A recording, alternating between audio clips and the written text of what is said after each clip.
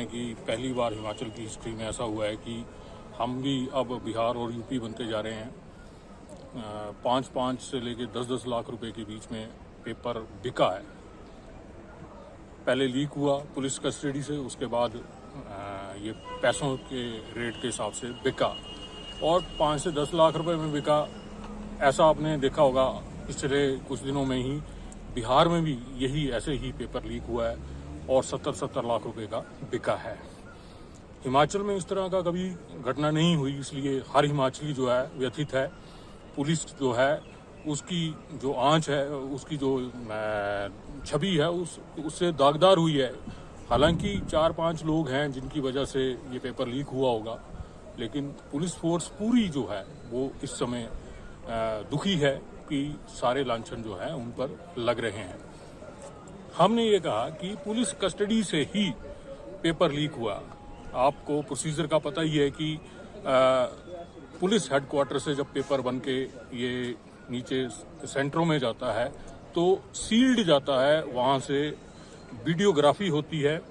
एक gazetted officer जो है हर डिस्ट्रिक्ट से पुलिस हेडक्वार्टर आता है, उसको जब पेपर, क्वेश्चन पेपर और OMR शीट दी जाती हैं तो वो सील्ड होती हैं, उसकी वीडियोग्राफी की जाती है। उसके बाद ये SP जो कंसर्न है उसके पास पहुंचती है।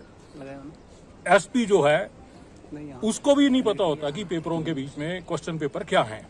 उसके बाद जब SP की तरफ से ये एक ऑफिसर जो है हर सेंटर में जाता है, 83 के करीब सेंटर थे। हर सेंटर के जो सुपरिटेंडेंट होते हैं उनको जब ये क्वेश्चन पेपर और OMR शीट दी जाती है सील्ड, तो वो एक सर्टिफिकेट देते हैं कि हाँ मुझे ये क्वेश्चन पेपर और जो OMR शीट हैं ये सील्ड मिली हैं।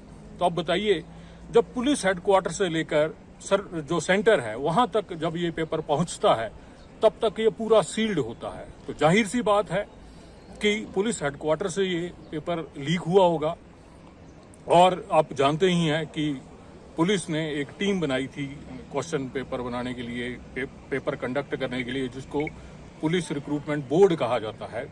JP सिंह जो IPS ऑफिसर है उसके हेड थे, सोमया सदाशिवन, गौरव सिंह और रोहित मालपानी जो है इसके मेंबर थे। लेकिन हैरानी की बात यह है कि जो SIT कॉन्स्टिट्यूट की गई है उसमें रोहित मालपानी जो हैं वो एज ए मेंबर हैं। अगर मान लीजिए कि जो जांच है उसकी सुई जो है वो जाती है पुलिस हेडक्वार्टर की तरफ या सिलेक्शन बोर्ड की तरफ, तो सिलेक्शन बोर्ड का जो मेंबर है वो कैसे इस इन्वेस्टिगेशन को जस्टिफाई करेगा। इसलिए हमने कोर्ट में कहा कि जो मेरी पिटीशन है उसमें हमने कहा कि CBI जांच हो और हिमाचल हाई कोर्ट जो है वो उसकी निगरानी करे। जैसे गुड़िया कांड में निगरानी की गई थी, उसी तरह इस केस को भी निगरानी की जाए, ताकि जो पुलिस की छवि पर दाग लगे हैं जिससे हर पुलिस वाला अपने आप को दुखी महसूस कर रहा है, 70 लाख हिमाचली अपने आप को दुखी महसूस कर रहे हैं, वो लोग दुखी ना हों। अदालत ने क्या कहा है इस पर?